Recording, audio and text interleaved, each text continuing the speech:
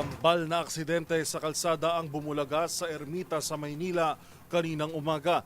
Wasak ang harapan ng isang SUV nang sumalpok ito sa concrete barrier, habang isang 10-wheeler truck naman ang nawala ng preno sa tapat ng liwasang Bonifacio. Tinutukan yan ni Boy Gonzales. Magkasunod na nagkaroon ng aksidente sa bahagi ng Ermita, Maynila, Biyernes ng umaga. Una naitala ang isang kulay puti na SUV na bumangga sa concrete barrier sa tapat ng kartilya ng Katipunan sa Burgos Avenue. Ayon sa Manila Traffic and Parking Bureau, sa lakas ng impact, wasak ang harapang bahagi ng sakyan.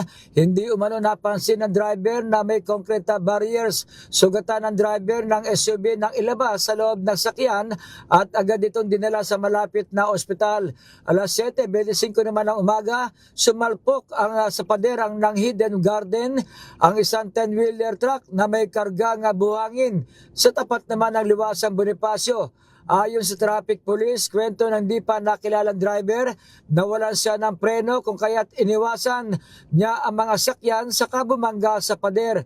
Naipit ng halos kalahating oras sa manibela bago nailabas ng mga rescuer at isinakay sa ambulansya.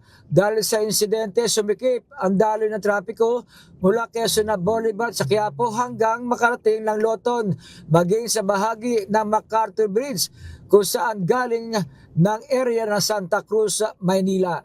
Para sa MBC TV Network News, ito si Boy Gonzales, una sa Pilipinas, una sa Pilipino.